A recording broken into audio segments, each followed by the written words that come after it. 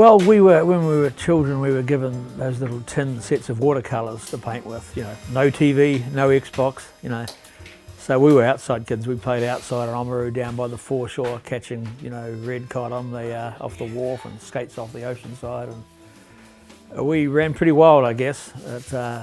We loved it, and I treasured that time growing up. But on rainy days, we would either read or paint, paint watercolour paintings with these little tins with all their little colours there, and I loved doing that. But I had no notion of being an artist at the time. I think I wanted to be a doctor at the time, actually. I learned all the bones in the circulatory system. But later on, when I went to Waitaki Boys and moved out to the North End, that's when I really discovered the passion for painting, my passion for painting, yeah.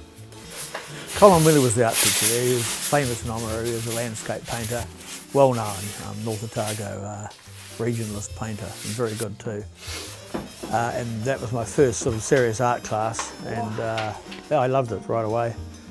And when I got to the third form, I was streamed to go into the A class, which was the Latin and French class, as well as all the other subjects.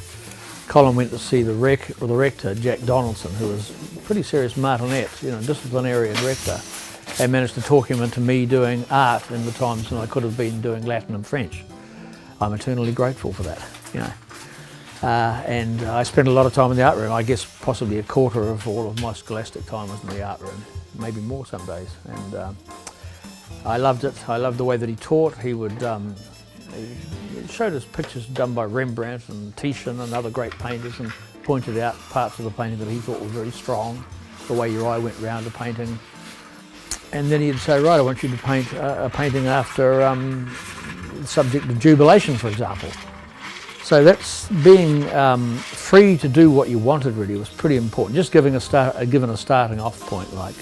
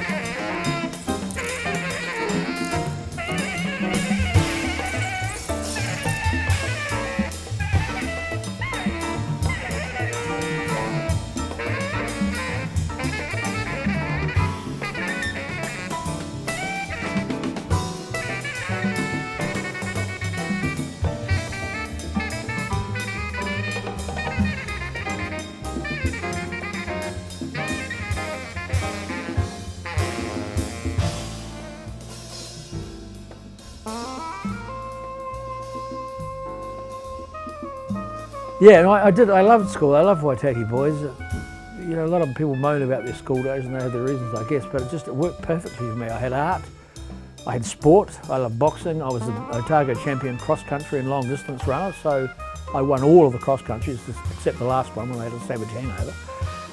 And I played rugby when I was younger. I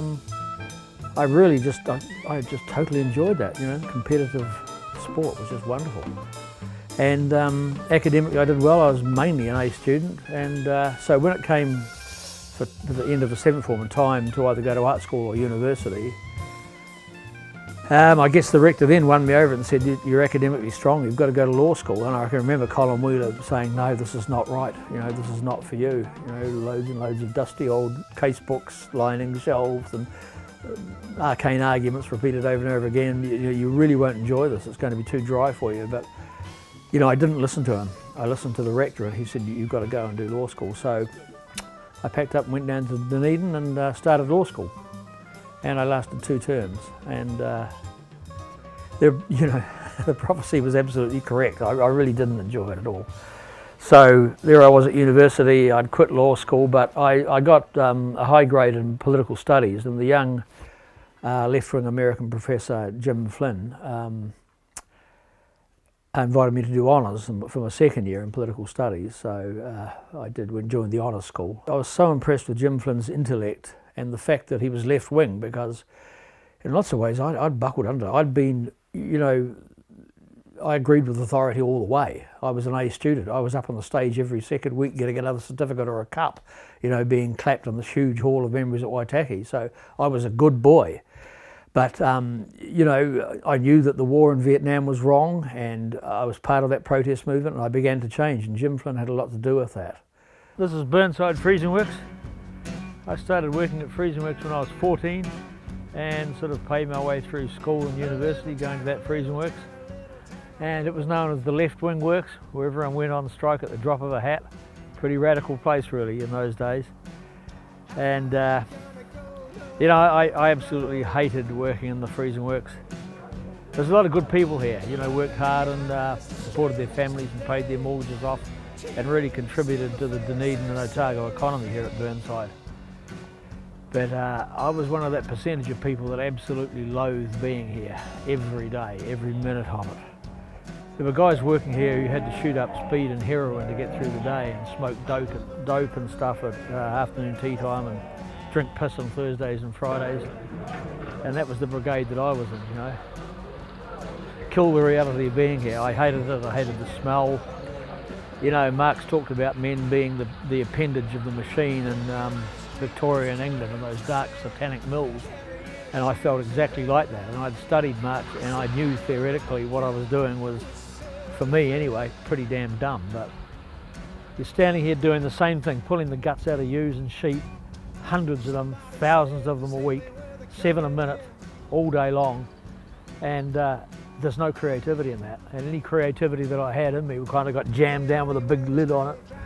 And so when I finally, as a 40-year-old, got to come to painting in 1988, that lid was taken off, and that, you know, it was kind of an explosion of creative stuff, and that's continued to today, and I'm very grateful for that. So I don't see it as a big negative, even though it was a pretty hard time in my life.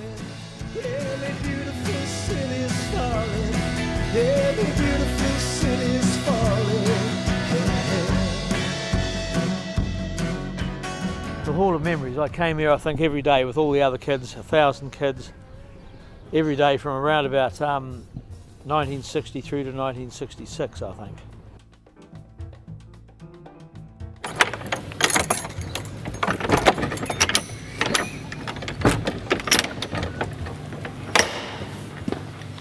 Beautiful. Oh, this is taking me back now. Now this is the Hall of Memories, and I sat here almost every day with the other kids from around about 1960 to 1967. It's very moving to be back here, and I remember the figure of the soldier. As my dad fought in the Battle of El Alamein, and he would have been dressed in garb similar to that probably. Well, that soldier might be from the First World War, but you know, it's always with great pride that I remember the contribution that those men made in fighting the Axis powers in both world wars. So a lot of the men that taught us here would have fought in the war, and in the early 1960s had only been back from war for 15, 16, 17 years.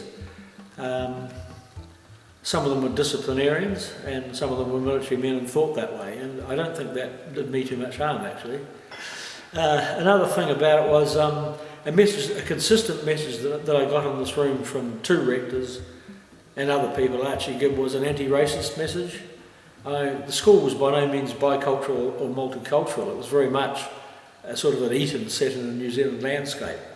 But we did have some Asian kids, and there were a few Maori, and of course we had Pacific Island kids who usually made outstanding rugby forwards in the first 15.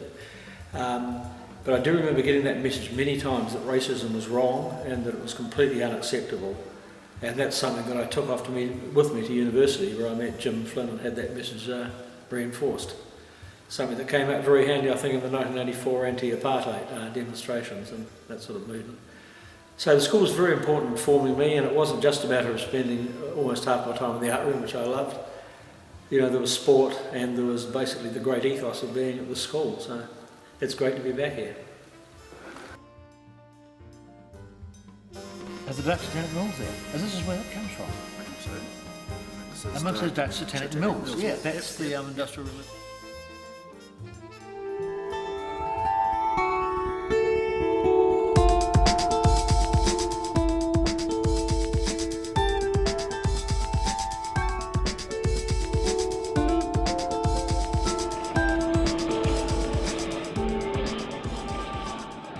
to be a lecturer there. I taught stage 2, the philosophy of Karl Marx to stage 2 students, I think in 1971, when Jim Flynn went back to America on sabbatical.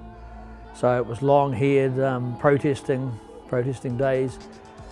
A lot of alcohol. I was also playing in rock and roll bands there. I played in Kaleidoscope with Graham Wardrop and Ian Mcdougall. And then I joined Pussyfoot with Gary McAlpine and Chris Pratt and some others, good players. And I really love playing music. We used to have these courtyard parties in Dunedin in the student area on a Saturday. They'd start sort of midday and they'd basically go till you drop, you know. And yeah, so that was wild partying. The Owsley acid had come in from California, the first LSD in New Zealand, I think. And hey, the Beatles and Rolling Stones did it, so who was I to argue? And taking those drugs really changed me for a time. Initially it was wonderful. Pretty soon it became horrible and I began to hate it. But I still kept on taking it. That's the way I was at the time. I just took everything that was put in front of me. Like a lot of people, I certainly wasn't alone. I mean, a lot of the crew that I was with were exactly the same. We just took endless stuff, you know, and put ourselves at risk in some cases. And there are some very tragic stories there. I found myself in Queen Mary Hospital, Hammer Springs. As soon as I got into the place, I knew I felt like I was home. I felt like I was in the right place, you know. I saw a lot of other people like me, a great variety of people, but they all seemed to be determined to get well, and I needed to be around people like that, you know. I needed to change. Anyway, I went in there and Robert Crawford was the head of the hospital, and he was, if you like, my therapist. And I told my life stories you do in these places, you know, as honestly as I could, the whole lot. Nothing left out. And in the story somewhere I told him that I'd loved painting as a kid, that my mum had bought me these tins of paint and I just loved doing it. I loved my time at Waitaki Boys painting in the art room. It was like a serene and wonderful place for me to be there, and you know, that was creativity coming out. I didn't kind of know it at the time, but I told him this and he said, well, you know, one day, he was quite creative himself, he said, well, go out into a wall in the hospital and I want you to paint part of this mural that some patients have started doing, you know. So I said, okay, did what I was told. Went out and slapped some paint on. I remember doing actually quite a careful painting because I was kind of trying to be a realist. And but I got into it and I think an hour or two must have passed and I walked out of that room in 2 feet of air. I just absolutely loved it. I was lost in it. You know, I realised that this is what I'd been missing and this is what I needed to do, you know, when I got out. I went home and started painting straight away. I cleared out the garden shed, tossed out the lawnmower, set up a basic little studio. It was very rudimentary. I couldn't close the door, so when the southerly blew, it howled into the studio. But I loved it. I painted as much as I could, and then Sarah and I did week on, week off, a bit like an oil rig. She would work for a week domestically, bringing up the 2 boys and doing the cooking and stuff, and then she'd have a week to do her playwriting and writing. And that got her career underway as well. And then I'd have my week of painting completely, and that gave us time to both dedicate ourselves completely for 7 days on what we needed to do for the careers, you know, and for the love of our work. Well, Ewan reads each draft. Ewan reads draft by draft of everything I write, really, and you know, he's just very supportive. He laughs. He gets it. Some people don't get it. Ewan gets it because, you know, it's not all me, but tons of it is either me or people I've heard, or, you know, the things that are of interest to me is of interest to me and I am of interest to him. So what I do, he's interested in. And what he does cracks me up, and I really love and like what he does. I adore the depth, I love the colour, because his paintings are him. You know, it's a right old-fashioned theory, it's expressionism, you know, but I totally am for that. I think that everybody that makes anything, they make it from their perspective and who they are. They make what they are because of who they are and where they live and where they're from and how they've grown and the place they've grown and how they've been treated and their class and their age and, you know, the time of, in the era that it's in, if there's wars or whatever around it. You make what you are because of who you are. And Ewan does his stuff, and it's like my darling. It's passion and it's political and it's gorgeous and it's chunky and it's raw and it's vibrant, and it's him. Yeah, and I think my plays are, you can tell it's a my play too.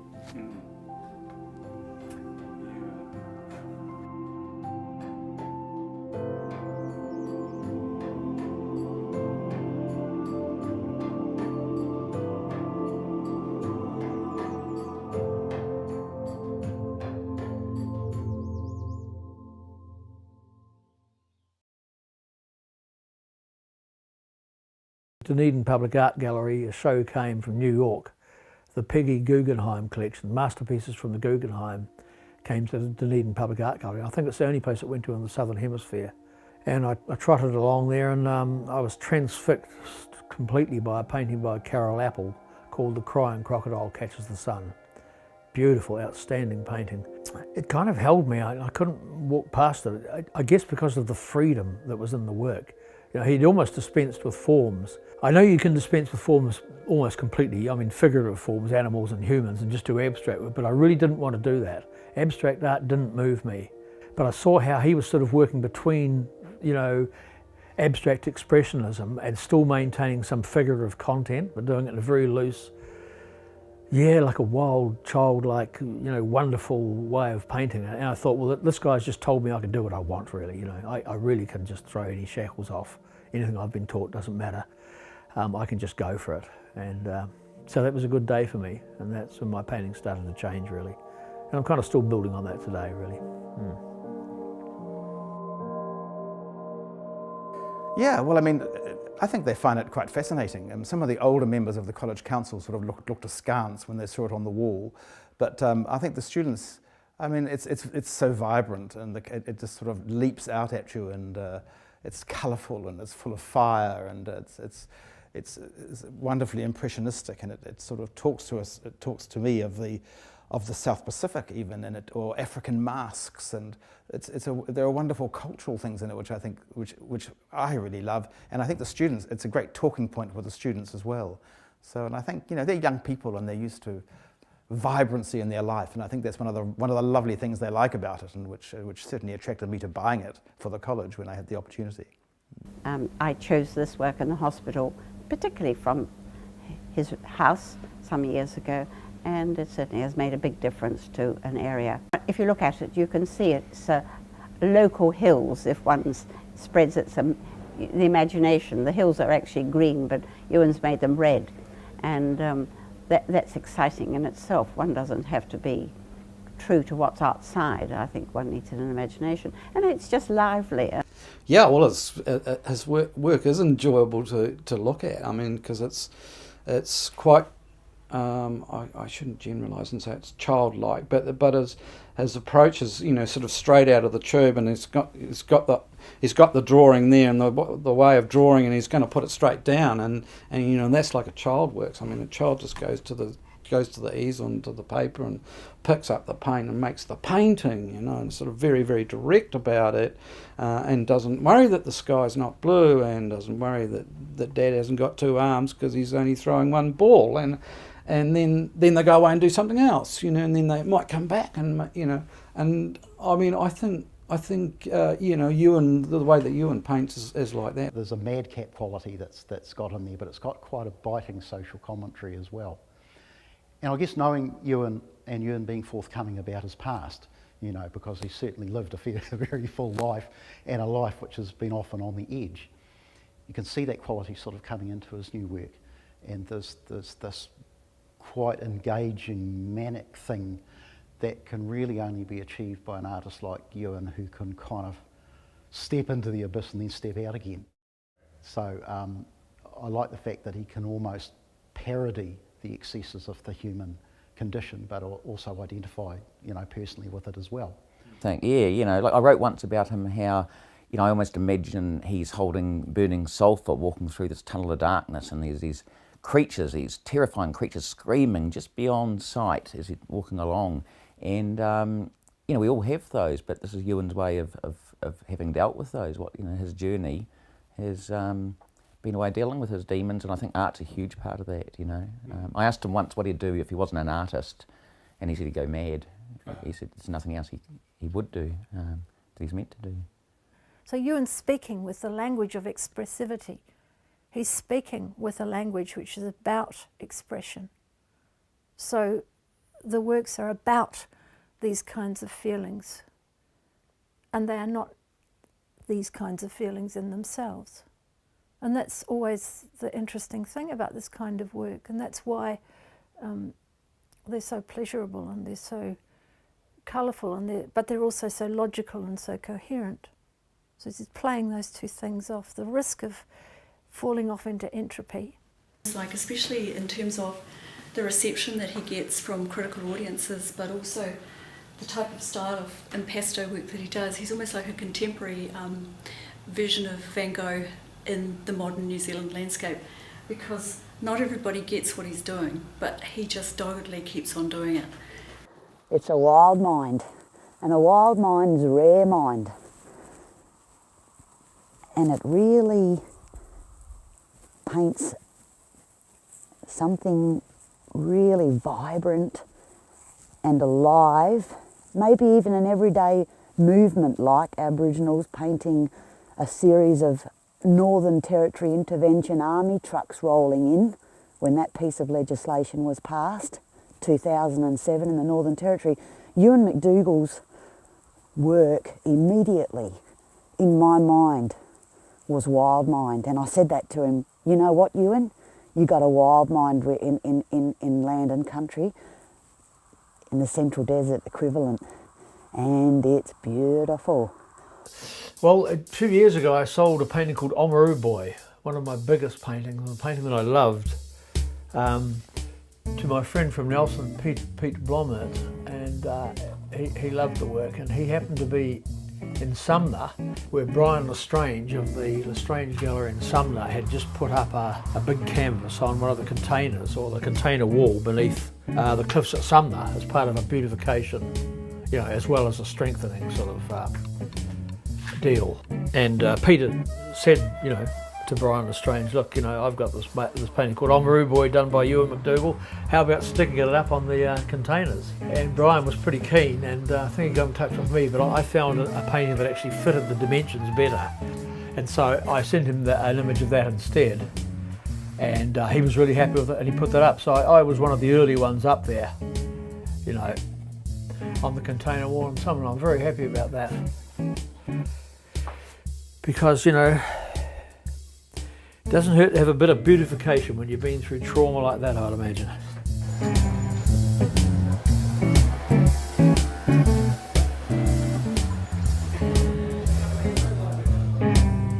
We started this film and we called it Man Alive. I called it Man Alive, and I thought it was such a lively painting, and it kind of ties in with the fact that I'm able to do this work because not only am I alive, having recovered from a pretty deadly disease, I'm feeling vibrant and going well. And so things were going very well, and then I got a diagnosis of cancer, you know, earlier on last year, and I had an operation around Christmas time, and well, it was supposed to be reasonably simple, but I had some major problems with it, and I think I was 10 days without food.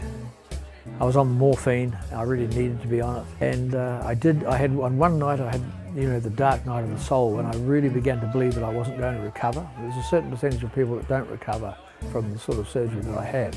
Some people don't get out, you know.